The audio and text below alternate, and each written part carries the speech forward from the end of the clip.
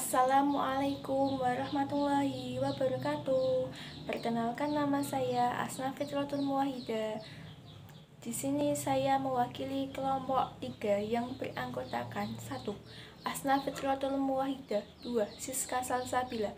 Di sini kami akan mempresentasikan materi kami yang berjudul Pendekatan Model dan Metode Pembelajaran IPA di SD atau MI yang diampu oleh Bapak Damar Septian MPD.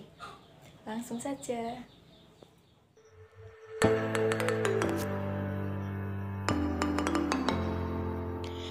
Pengertian pendekatan pembelajaran. Pendekatan pembelajaran dapat diartikan sebagai titik tolak atau sudut pandang kita terhadap proses pembelajaran yang merujuk pada pandangan tentang terjadinya suatu proses yang sifatnya masih sangat umum. Di dalamnya mewadahi, menginspirasi, menguatkan, dan melatari metode pembelajaran dengan cakupan teoritis tertentu.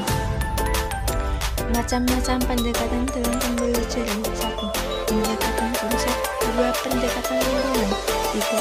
Pendekatan sendiri. 4. Pendekatan proses. 5. Pendekatan heuristik. Pengertian model pembelajaran. Secara umum, istilah model diartikan sebagai kerangka konseptual yang digunakan sebagai pedoman dalam melakukan suatu kegiatan. Dalam pengertian lain, model juga diartikan sebagai barang atau benda tiruan dari benda yang sesungguhnya, seperti globe yang merupakan model dari bumi tempat kita hidup. Dalam istilah selanjutnya, istilah model digunakan untuk menunjukkan pengertian yang pertama sebagai kerangka konseptual. Atas dasar pemikiran tersebut, maka dimaksud dengan model belajar mengajar adalah kerangka konseptual dan prosedur yang sistematik dalam mengorganisasikan pengalaman belajar untuk mencapai tujuan belajar tertentu. Dari pengertian di atas dapat dipahami bahwa A. Model pembelajaran merupakan kerangka dasar pembelajaran yang dapat diisi oleh beragam muatan mata pelajaran sesuai dengan karakteristik kerangka dasarnya. B. Model pembelajaran dapat muncul dalam beragam bentuk dan variasinya sesuai dengan landasan filosofis dan pedagogis yang melatar belakanginya. Model pembelajaran memiliki ciri-ciri sebagai berikut. 1. Berdasarkan teori pendidikan dan teori belajar dari para ahli tertentu. Sebagai contoh, model penelitian kelompok disusun oleh Herbert Talon dan berdasarkan teori John Dewey.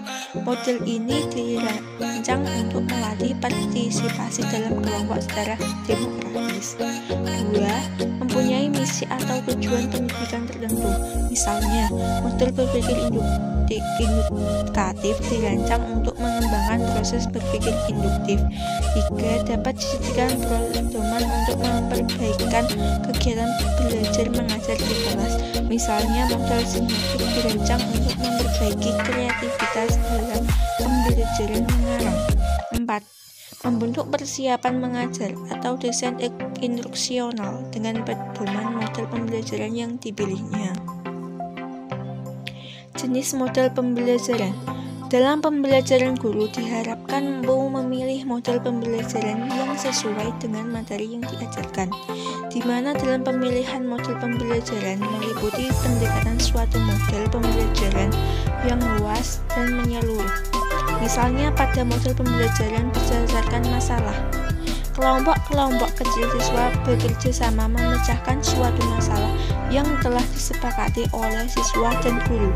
Bruce dan Will dalam dari Superwan dan Benjamin Susega 1990 mengetengahkan 3 kelompok model pembelajaran, yaitu 1.